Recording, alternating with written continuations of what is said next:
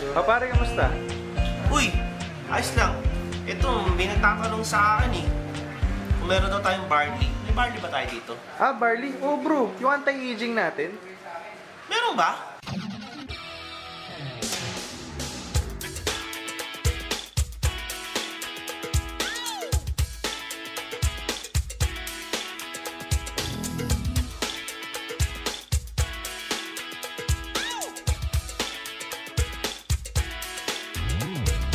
Oh bro, gusto mo malaman? Oh, kay Miss Bing. Kay Miss Bing. Tara, Puntahan natin. Tara.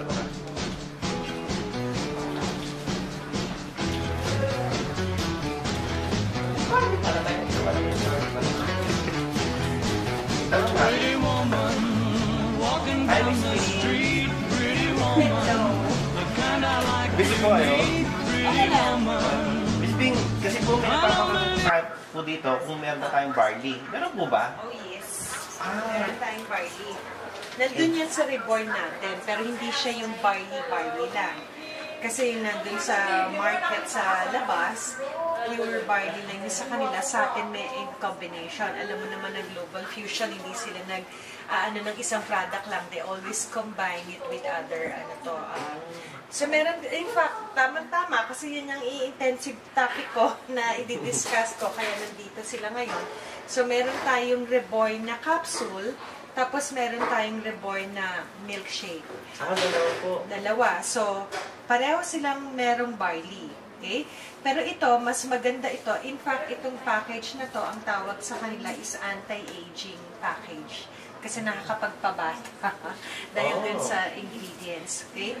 So, katulad nito, meron siyang barley, merong resveratrol, merong collagen, and acetylcysteine, yung protina yan, no? Tapos ang alpha-lipoic acid, tsaka yung bioperin pa rin. Pero this is the milkshake. It's called a protein milkshake. Nagbo-boost ng athletic performance.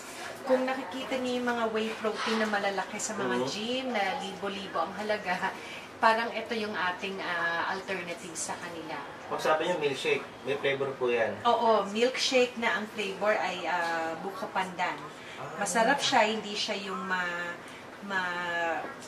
mapakla o maano sa dila, no? So, it's a whey protein milkshake, no? Na meron siyang flavor. Ito naman, ang pinaka-ingredients nito is only whey protein tsaka barley.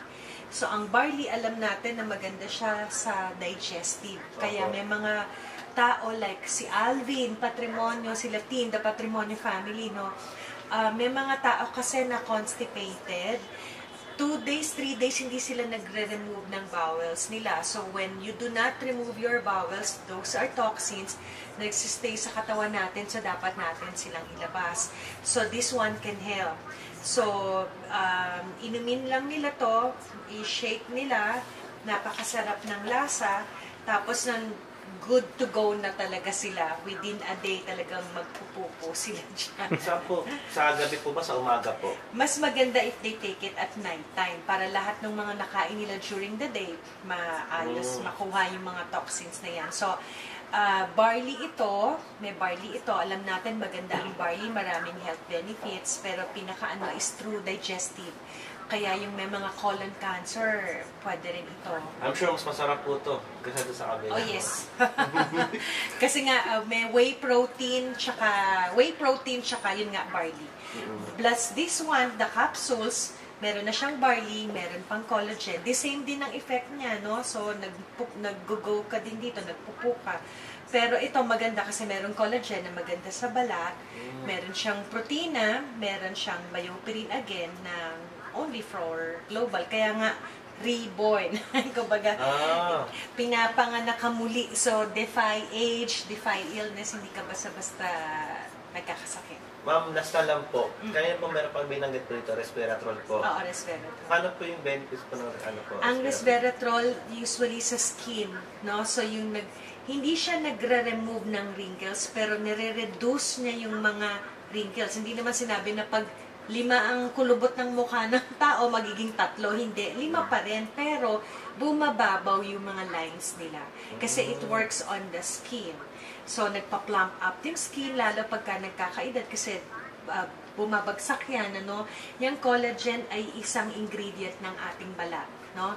Collagen tsaka elastin. Pag tumatanda, again, nagde-deplete, kaya lumalaylay na yung mga ano. So, dapat meron tayong kinakain na nag-hold pa rin dun sa balat.